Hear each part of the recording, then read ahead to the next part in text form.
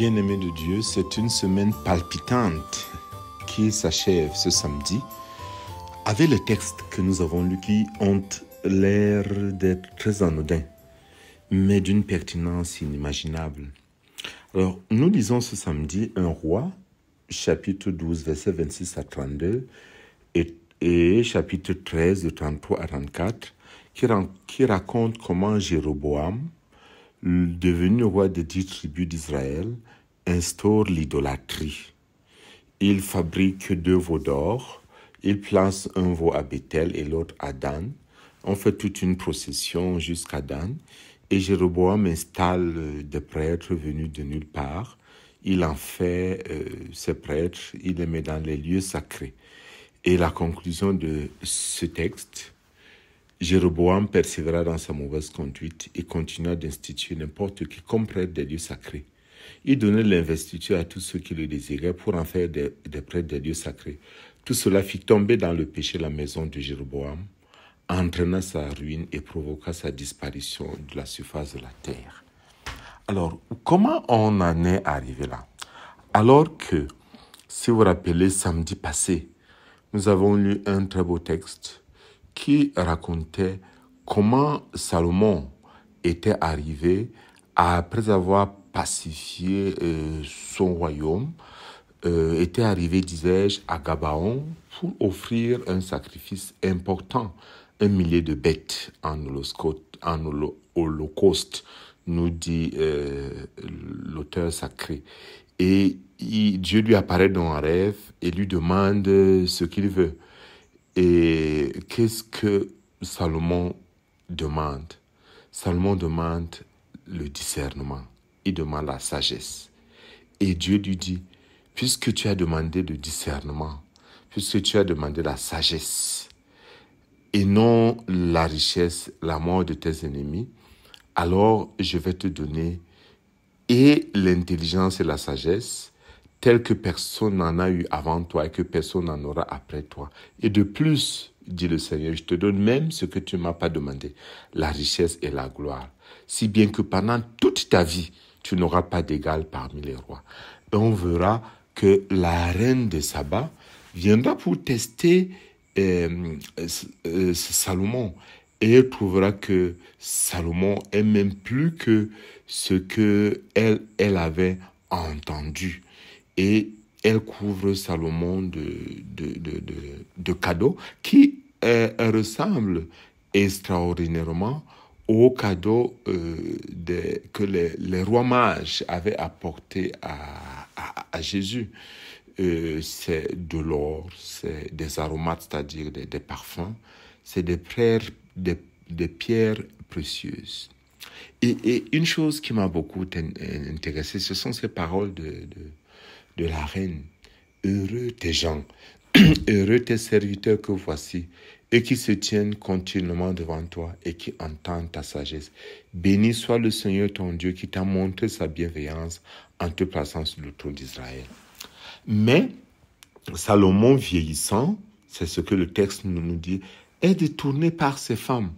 Salomon fait un culte à Astarté, la déesse des Sidoniens, et celui de Milcom, l'horrible idole des Ammonites, nous dit le texte. Donc il fait également un lieu sacré pour Kamosh, l'horrible idole de Moab.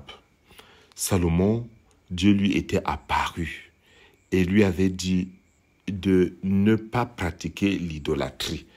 Il lui avait défendu de suivre d'autres dieux, mais Salomon avait désobéi. Clairement, nous dit le texte, il n'a pas été sur les traces de David, son père. Alors, nous voyons l'une des plus grandes pointes de l'Ancien Testament, la fidélité à Dieu. La fidélité à Dieu et le refus systématique de l'idolâtrie. Et pourquoi? Voilà ce que le psaume 105 dit. Avec nos pères, nous avons péché. Nous avons failli et renié notre Dieu. Ils vont se mêler aux païens. Ils apprennent leur manière d'agir. Alors ils servent leurs idoles. Pour eux, c'est un piège. Ils offrent leurs fils et leurs filles en sacrifice aux démons. De telles pratiques les souillent. Il se prostitue par de telles actions. Et le Seigneur prend feu contre son peuple. Ses héritiers lui font horreur. Voilà. Pourquoi Dieu refuse l'idolâtrie? Parce que l'idolâtrie nous mène à l'adoration des idoles. Et cette adoration ne se limitera pas simplement à l'encens qu'on brûle. Ça va jusqu'à ce que ceux qui le font offrent leurs fils et leurs filles en sacrifice aux démons. Et c'est exactement ce qui se passe. Tout le temps que l'homme dévie de Dieu et qui sombre dans l'idolâtrie, il est emporté par le démon. C'est ce même démon qui est à la base de toute désobéissance. C'est lui qui avait détourné notre père Adam et notre mère Ève en les entraînant à la désobéissance à Dieu. Et Salomon désobéit. Dieu divise donc son royaume. Et Jéroboam, qui prend le royaume, les 10 tribus du nord, lui aussi sombre dans l'idolâtrie. Il fabrique 2 veaux d'or. Mais c'est des calculs politiques simples. C'est des calculs de stratégie. Si les gens continuent à aller à Jérusalem, ils vont retourner vers le roi de Juda. Alors je leur fabrique des veaux d'or. De l'autre côté, pour le texte d'aujourd'hui, nous avons le contraire. C'est Jésus qui, contrairement à ce qui se passe avec Jéroboam, lui se donne en rompant le pain. Avant d'arriver à la fraction du pain, le texte nous dit que des gens avaient marché avec Jésus 3 jours. Et quand Jésus les voit, il dit, j'ai de la compassion pour cette foule. Car depuis 3 jours déjà, ils restent auprès de moi, ils n'ont rien à manger. Si je les renvoie chez eux à jeun, ils vont défaillir en chemin. Et certains d'entre eux sont venus de loin. C'est Jésus qui prend l'initiative. Comme Dieu prendra l'initiative en Égypte et dira, en parlant à Moïse, j'ai vu la souffrance de mon peuple. Jésus prend l'initiative portée par la compassion. C'est l'opposé complet de Jéroboam. Et Jéroboam, pour des pratiques, des calculs politiques, est prêt à sacrifier le peuple. Jésus, au contraire, par compassion, se sacrifie. Parce que ne l'oublions pas, quand Jésus prend le pain, il le rompt. Comme nous le dit le texte, il le donne à ses disciples. Ça nous rappelle le geste du jeudi saint où il prit le pain, le rompit. Et c'était son sacrifice. Oui, Jésus se donne, il se livre pour que nous vivions. Il lui-même avait dit avant, il n'y a pas de plus grand amour que de donner sa vie pour ceux qu'on aime. Et c'est ça, le christianisme. C'est ça l'enseignement de Jésus. C'est le contraire de ce que la Rose-Croix nous propose. C'est le contraire de ce que la franc-maçonnerie nous propose. C'est le contraire de ce que la société libertine nous propose aujourd'hui. Jésus nous propose de construire un monde nouveau.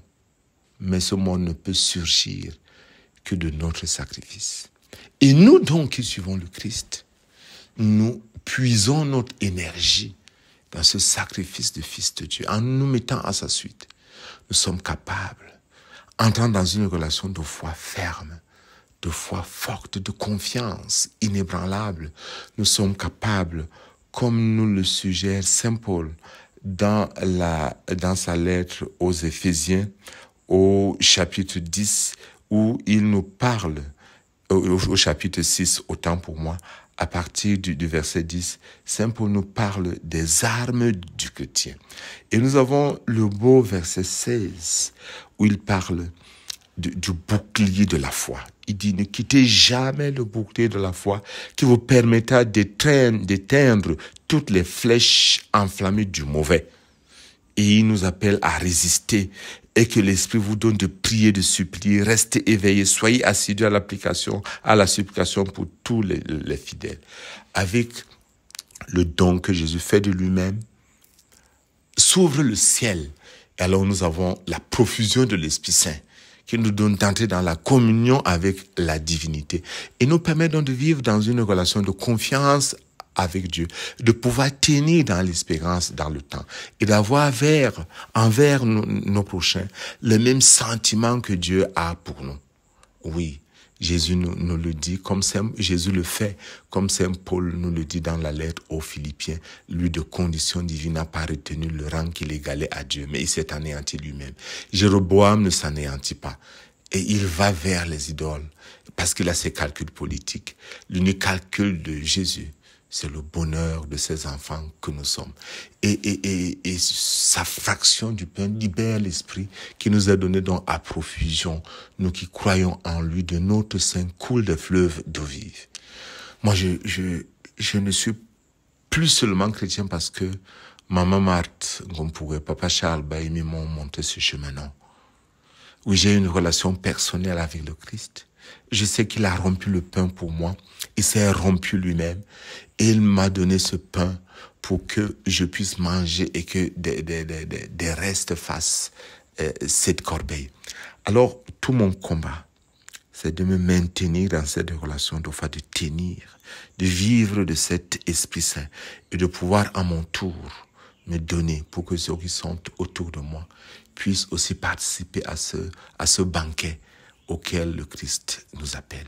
Semaine palpitante, c'est vrai. Si vous relisez dans la continuité les textes de cette semaine, on comprend les deux colonnes de notre foi. La colonne de l'Ancien Testament, l'unicité de Dieu certes et la fidélité à Dieu, le rejet systématique des idoles, de n'importe quelle nature que ces idoles soient. Et dans le même temps, si nous entrons dans la relation de foi avec le Christ, par notre baptême, lui nous donne son Esprit Saint parce qu'il s'est livré lui-même. Alors, il nous pousse à nous donner aux autres. J'allais dire, comme les textes parallèles au texte d'aujourd'hui disent, donnez-leur vous-même à manger. Appelez à donner aux autres nous-mêmes à manger. Allons-y, frères et sœurs, en Jésus-Christ. Que Dieu vous bénisse en ce samedi, qu'il vous guide. Amen.